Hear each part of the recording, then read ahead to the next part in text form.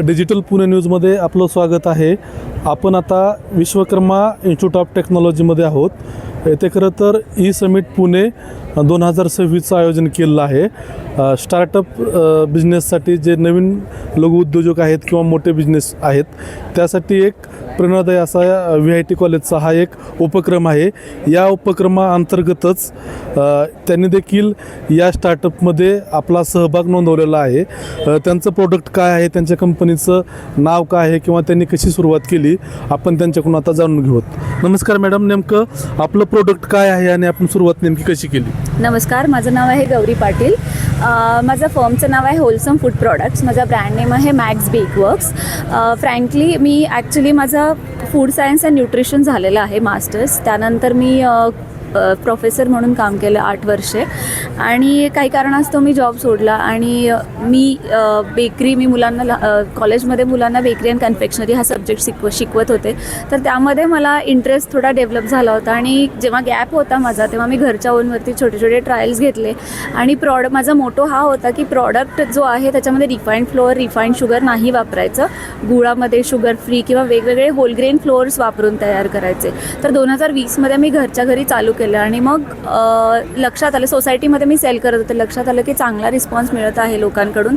So मी ते थोडंसं scale-up केलं. घरीच एक छोटं युनिट केलं की एक छोटा ओव्हन आणि मिक्सर आणि आपण जशी लोकांची रिक्वायरमेंट येत होती तसे नवीन नवीन प्रॉडक्ट्स डेव्हलप करत गेलो आणि आता माझ्याकडे जवळपास एक 10-12 प्रॉडक्ट्स आहेत. आपल्याकडे 5 महिला आहेत कामाला.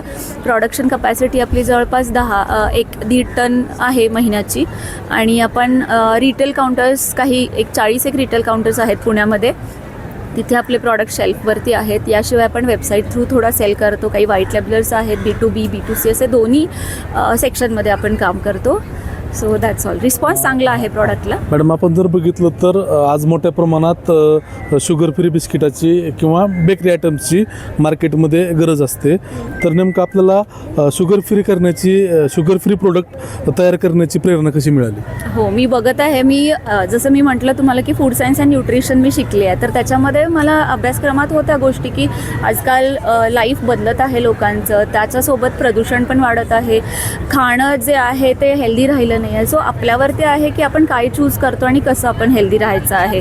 सो काय खातो, काय विचार करतो, कशी आपली लाईफस्टाईल हे खूप मॅटर करतं आपल्या आरोग्यावरती. माझ्या आजूबाजूला बरेच सारे उदाहरणं होते की त्याच्यामध्ये माझ्या लक्षात आलं की चांगले प्रॉडक्ट्स लोकांना अवेलेबल होत नाही आहेत. आणि माझ्या घरी पण माझे वडील होते, डायबिटिक पेशंट्स होते. तर त्यांना बरेच प्रॉडक्ट्स खाण्यावरती त्यांना बंधनं यायची.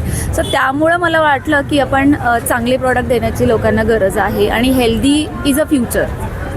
आपण जर बघितलं तर एक चांगल्या प्रकारची एक उच्च अशी नोकरी सोडून त्यांनी एक स्वतःचा छोटा असा व्यवसाय चालू केलेला आहे. नक्कीच त्यांची जी ही कथा आहे ती प्रेरणादायी आहे.